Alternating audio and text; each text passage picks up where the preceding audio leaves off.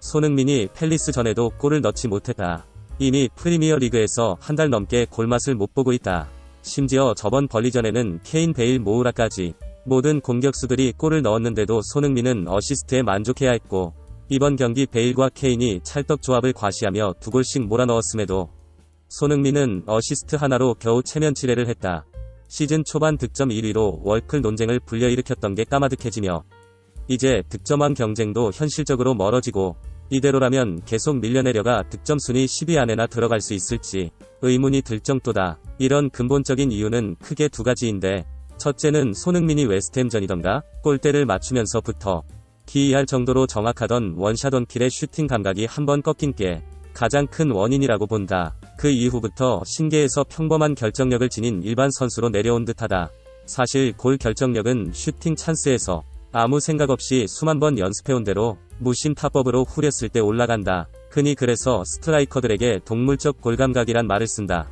이미 골대 앞에서 골킵 앞에서 이 생각 저 생각을 하고 막혔을 때 두려움을 생각하면 망설임으로 판단이 지체되고 몸이 굳고 동작이 커지기 때문에 상대 골키퍼 예측률이 높아지고 힘이 들어가 슈팅 정확성도 낮아진다. 마치 먹이에 대한 순수한 탐욕만 있는 에어리언처럼 슛을 날릴 때 오직 골대만 보이고 생각 없이 수만 번 연습하던 감각 그대로 슛을 쏴야 되는데, 손흥민이 경이로울 정도로 그걸 잘 해내다. 한번 골대에 맞은 이후부터 신계에서 인간계로 내려와 골대 앞에서 108번 뇌에 시달리게 되며 득점률이 낮아진 듯하다.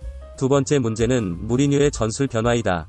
케인이 수비를 달고 다소 처져서 볼을 키핑해주고 다시 빠르게 침투하는 손흥민에게 찔러주는 전술이 다른 팀들에게 간파당하자, 요즘은 손흥민이 오히려 내려와 볼을 피딩해주고 케인, 베일 등이 이를 받아먹는 방식으로 바뀐 게 손흥민의 득점이 줄고 어시스트가 늘어난 이유다.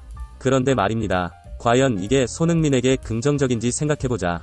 손흥민은 EPL에서 영국 기자의 말대로 작년까지 평균보다 좀 더 나은 선수였다. 하지만 올해 월클 논쟁을 일으킬 정도로 리그를 대표하는 공격수로 올라섰다. 하지만 손흥민이 현재 살라나 데브라이너, 케인 같은 명성과 위치를 확보한 건 아니다. 골을 못 넣고 부진이 길어지면 토트넘은 케인과 베일의 팀이 돼버리고 언제든 라멜라 선발 손흥민 교체 멤버로 전락할 수도 있는 것이다.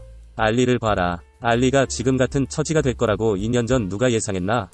저번 이적설에 레알에 손흥민이 요구했다던 슈퍼스타의 대우를 받고 있는 선수는 손흥민은 냉정히 아직 아니다. 그리고 주급 9억을 받는 당시 최고의 고깃값을 기록했던 누구나 인정하는 슈퍼스타인 베일도 토트넘에 임대되기 전 다 알다시피 레알에서 교체로도 못 나왔었다. 손흥민은 더욱더 탐욕스러워져야 하고 올 시즌 끝나고 토트넘과 빠이빠이 한다는 생각으로 케인이나 다른 팀원들 눈치 볼 것 없이 오직 골만을 위해 용왕매진 해야 된다. 몇몇 손흥민으로 먹고 사는 유튜브나 기레기들 손뽕 추적처럼 알리를 살려줬다, 베일을 부활시켰다 다 캐소리다. 본인이 골을 못 넣으면 누굴 살려줬다는 연봉에 계산되지 못한다. 대표적으로 이런 장면들에서 손흥민은 과감히 논스톱으로 후려 골망을 흔들었어야 한다. 케인이 저런 장면에서 손흥민에게 몇 번이나 양보하나? 물론 분명히 저런 장면에서는 더 좋은 위치에 있는 케인에게 주는 게 현명한 선택이지만 스트라이커는 현명한 선택을 하는 사람이 아니라 탐욕적이고 깜짝 놀랄 선택을 하는 게 스트라이커의 본분이다. 국내에선 이동국이 가장 스트라이커의 본능적 탐욕을 가진 선수인데 그가 K리그에서 어떤 기록과 어떤 명성을 이뤘는지를 봐라. 저기서 욕심을 내 골을 넣으면 어떤 해설자나 팬들 모두 다 어메이징을 외치지 왜 케인에게 패스하지 않았냐고 따지지 않는다. 아마 무리뉴도 단부터 저런 상황에서 너 골 넣지 말고 더 좋은 자리 케인에게 패스하라고 절대 하지 않을 것이다. 계산이 아닌 순수한 골에 대한 욕심으로 똘똘 뭉쳐있어야지 살아남는 게 유럽 프로리그의 골잡이란 자리다. 우리는 지금까지 손흥민과 같이 뛴 많은 탐욕왕들을 봐왔다. 벨라라비, 칼라노글루, 케인, 같지도 않은 모우라 라멜라까지. 손흥민이 동료 복이 없어서일까? 아니다. 저런 탐욕은 유럽 프로축구 선수 모두가 기본적으로 가지고 있는 베이스이자 자질이다.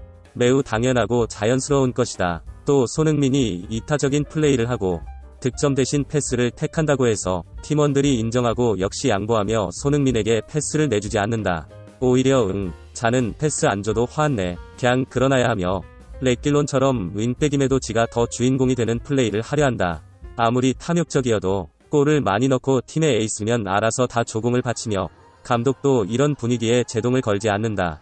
올해 극한한 재정난을 앓고 있는 토트넘의 여러 상황상 손흥민과 케인은 토트넘이 이적시장 매물로 내놓을 확률이 높고, 케인은 최초로 득점왕과 어시스트왕 둘 다 헤쳐먹고 최고의 몸값으로 맨시티로의 이적을 꿈꾸고 있는 듯하다. 손흥민도 역시 최고의 기록을 거둬야만 레알이든 맨유로든 이적이 가능하다. 언성 히어로, 이타적인 선수, 이런 타이틀로는 그 어떤 팀도 1,000억을 넘게 내고 손흥민을 사가지 않는다. 팀 분위기 메이커, 클럽하우스 리더에게 그 어떤 구단주도 최고의 연봉을 주진 않는다. 20골 30골 때려넣는 탐욕왕들에게만 5억 6억의 연봉과 스포트라이트는 주어지게 되는 것이다. 또 우리 국민들도 언성 히어로 따위 그런 타이틀의 선수는 박지성으로 충분하다.